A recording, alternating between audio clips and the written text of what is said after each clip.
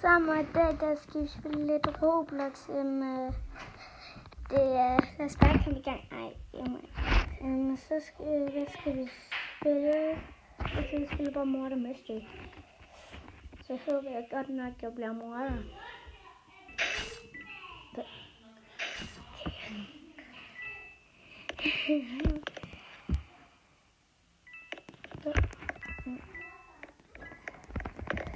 Jeg har spillet det her før, så er jeg i level 66. Okay, morderen vandt. Og nu er vi med i den her runde, så bare ind. Det kommer lige lidt.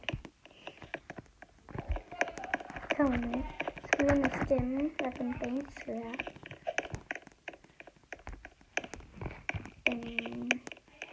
Jeg tager house 2. Skal vi lige... Så går jeg bare ud og venter.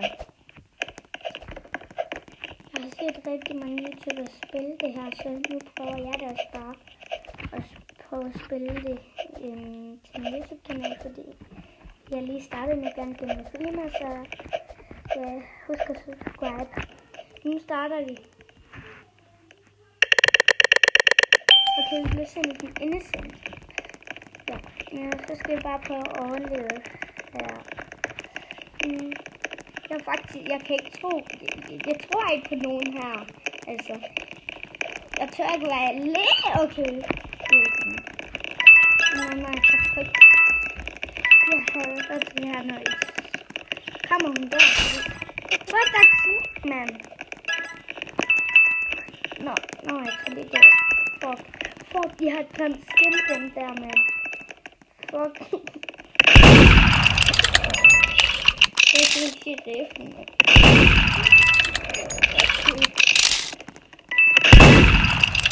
Jeg skal ikke tage mine mønter.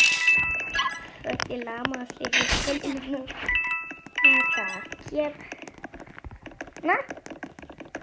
Skide morderen op, åbenbart. Den tager vi også lige. Nå, det nåede vi ikke. Nej, det er ikke rigtigt. Jeg tror det er fordi morderen den ja, det ved jeg ikke. Livet eller sådan, jeg ved det ikke. Ja. Nå. Jeg tager bare den her. Jeg ved ikke hvad den hedder. Ja. Nu starter vi lige om lidt igen, og ja. I må gerne gå ned og like. Inden for 3 sekunder. 3, 2, 1. Og nu, jeg håber jeg virkelig har gjort det. Det vil gøre mig rigtig glad. Men lad os komme i gang med den her runde. Innocent igen. Og det er også kun 3% chance for at blive morder. Det er fint nok. Bare ikke jeg dør hende som den første. Prøv at vælge min jeg morder. What the... Jeg vidste bare, som var morder. Okay. Fuck, også en kylling. Det er unormalt, det her spil. Fuck, hun er der. Nej, jeg dør.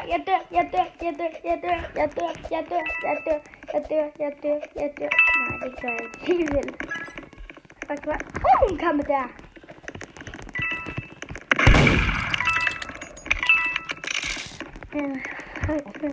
Skal vi lige have de her penge. Sådan. Jeg skal ind og have de der penge over. Fuck, nej, det skal jeg ikke. Nej, jeg døde.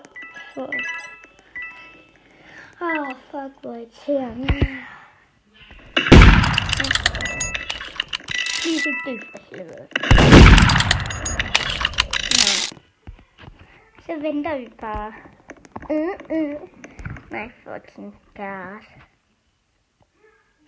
Kan nu, sådan. Så den lorte her, sådan.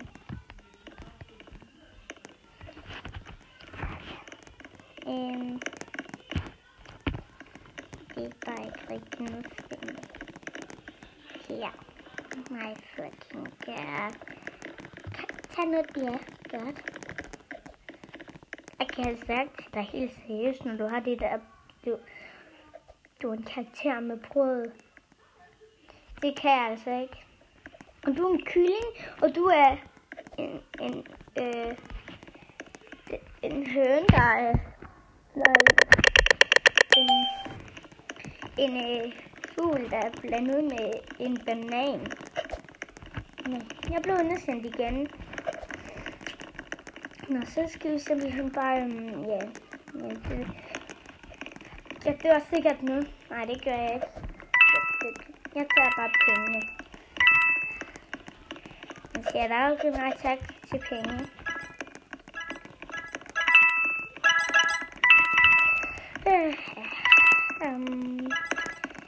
Skal vi lige finde ud af, hvem der morder og alt det der. Oh, fuck. Ja, den er med. Jeg tror altså, hende der morder, hende der står i FK. Hende der står i FK. Nej, det gør hun ikke mere. Så. Fuck, nej, det var hende, der var morder. Fuck det. Jeg vil lige forstå, at hun ikke styrer mig. Fandme lidt. Nå!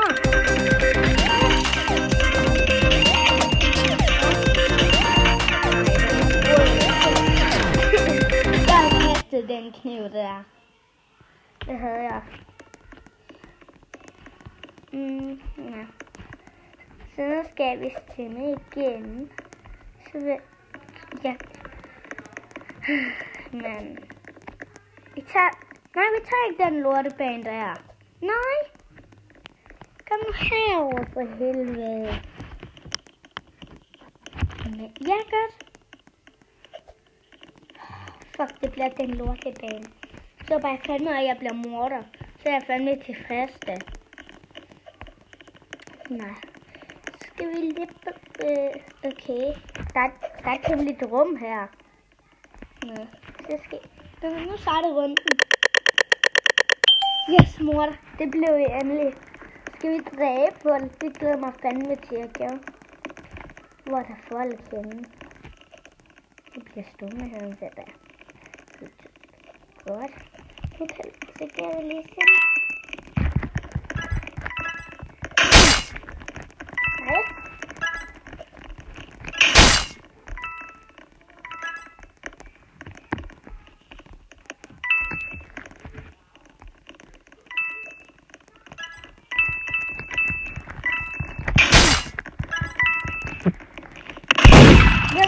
Nej.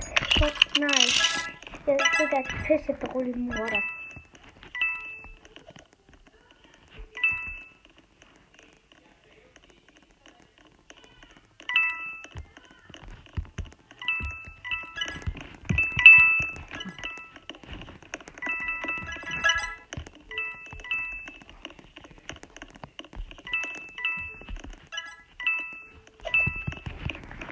Nej. Kom nu fucking her. Lidt nu bliver jeg fucking lige. Nej!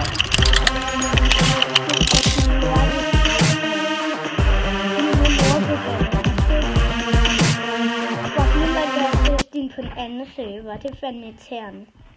Oh my fucking god, jeg gider ikke engang, når der er en killing og en banan. Oh my god. Jeg går lige ind på en anden server.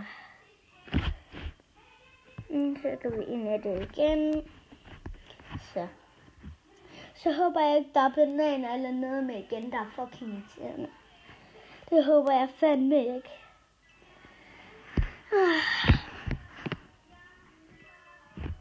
Så.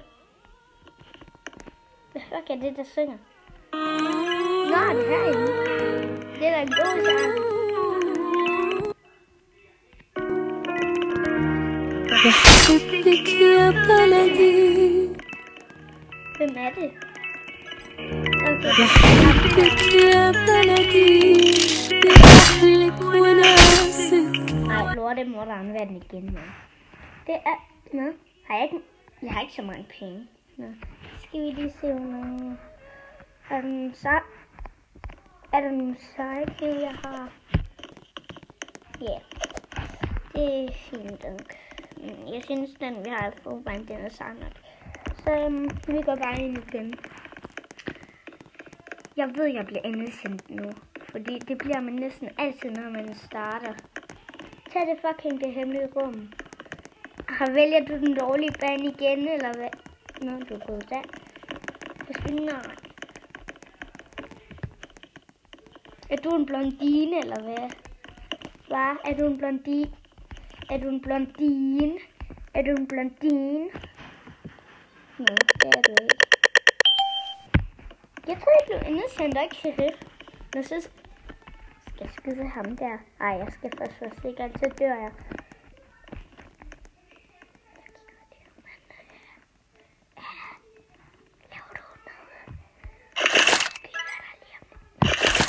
Han er sgu morder.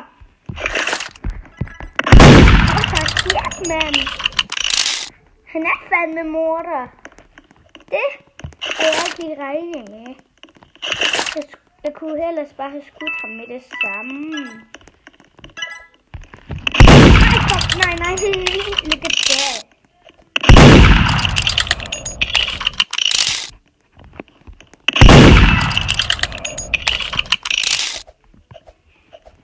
Jeg skal fandme den anden vej. Fandme lært. Okay, skal vi lige skyde ham der. Han kommer der, ikke? Står han der? Det er ikke ham.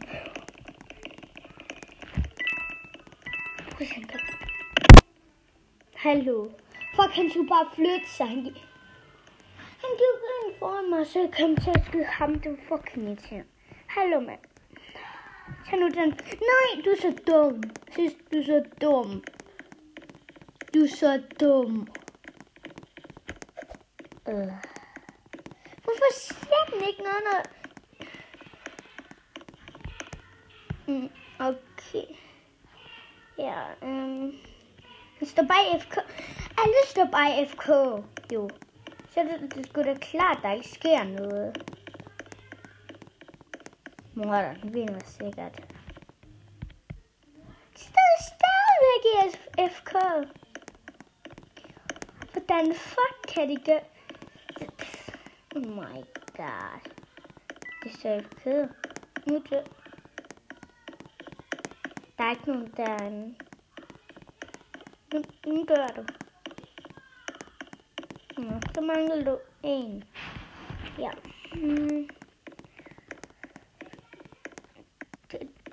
Nej, du er overhovedet ikke tæt på, siger jeg lige. Døm dig lidt tilbage, siger jeg bare lige. Løb dig den vej. Den vej. Fuck, du er dårlig. Du er overhovedet ikke tæt på, jo.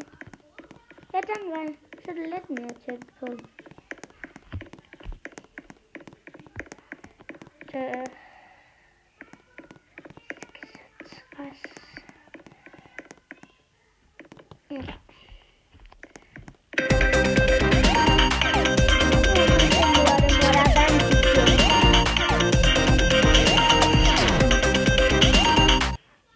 Det var bare ikke serien. Så prøver vi bare igen, hvor...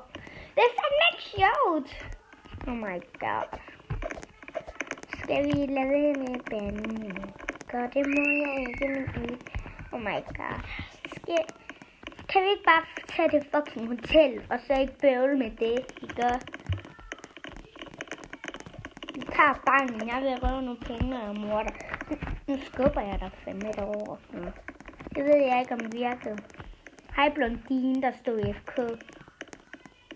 Nej, det var faktisk ikke dig. Det var en anden en, der havde den samme tøj på som dig. Ej, var det ikke Nick? Nej, det var ikke Nick. Jeg vidste det ikke. Jeg dræber først hende, der stod i FK. Sådan er det bare der.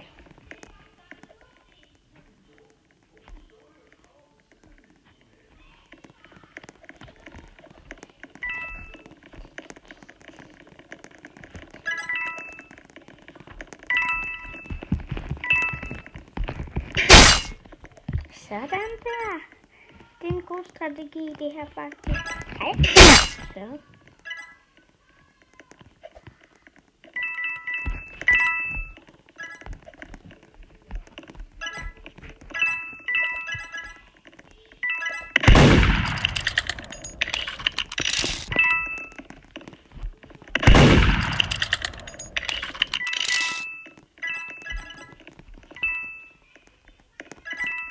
Nej. Hvad er det til mig?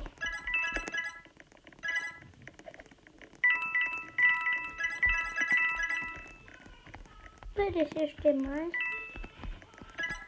Kom nu bare. Er baby eller hvad?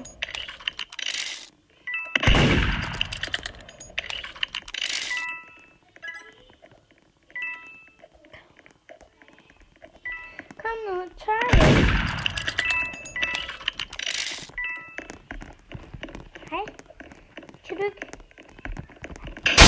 Så skal hun ikke stå der mere. Tak, hjælp nu bare kom herop, mand.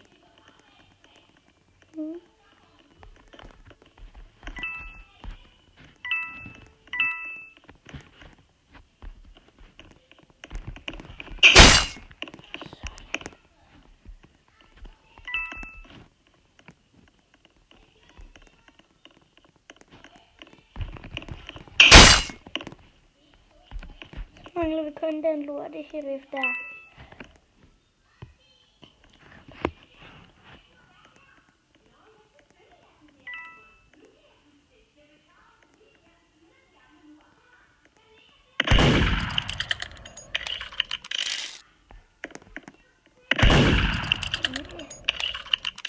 Fuck.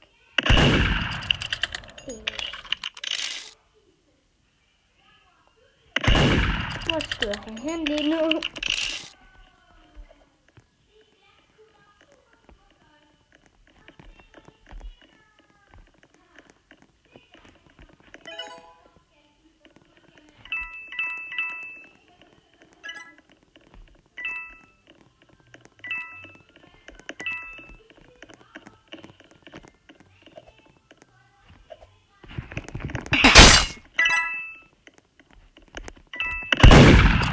Godt kan du se mig? Nej.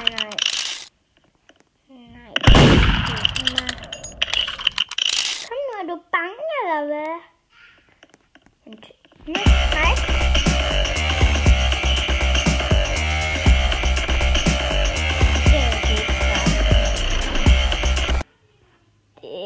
Hvor mange har jeg nu dræbt?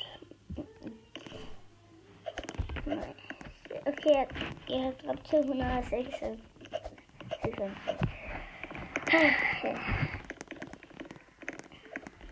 Bang.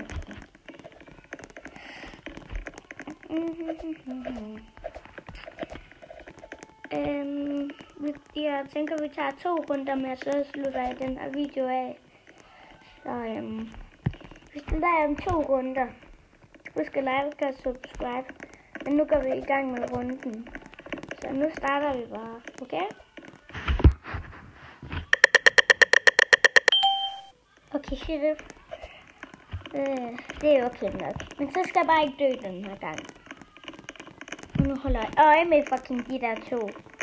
Nej, det gør jeg ikke. Okay, de dræbte ikke hinanden. Ej, fuck hende. Jeg skal ikke dræbe mig, hvis hun er morder. Jeg holder øje med de andre. Okay.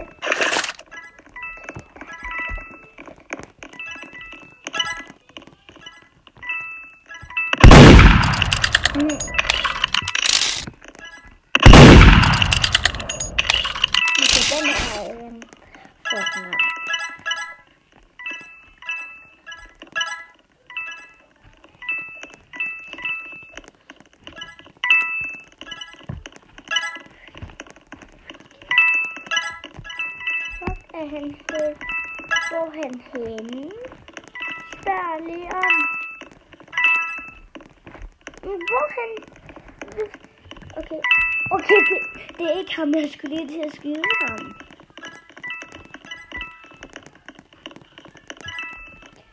Nej. Hvor er han? Jeg skulle ikke teste. Okay, han er der, kan.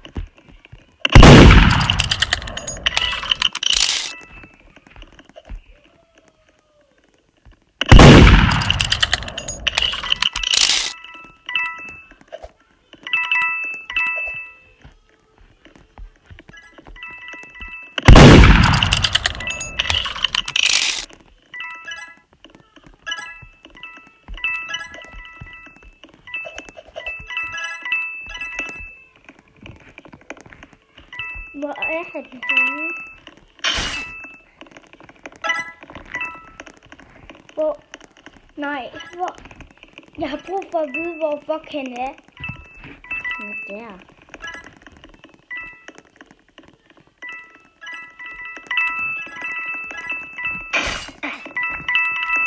Jeg skal stoppe med at dræbe, for den måde man har sagt. Fuck. Hvorfor kan han nå henne?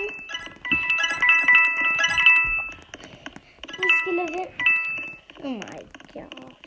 Jeg finder jo aldrig. Kan ikke bare komme frem, eller hvad? Han gemmer sig, han gør. Og der var han. Hvor gemmer han? Jeg så. Ja. Hvor er han henne? Men kan jeg ikke bare komme frem til her? Okay. Er han derhenne?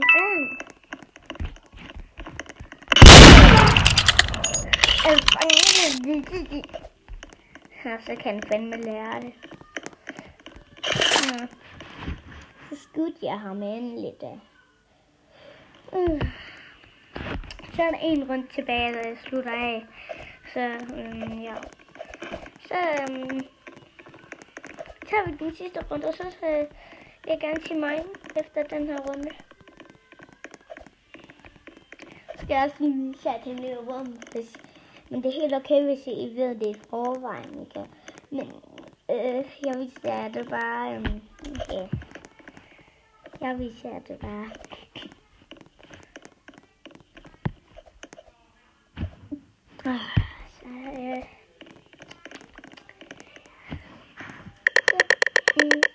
Okay, nu innocent.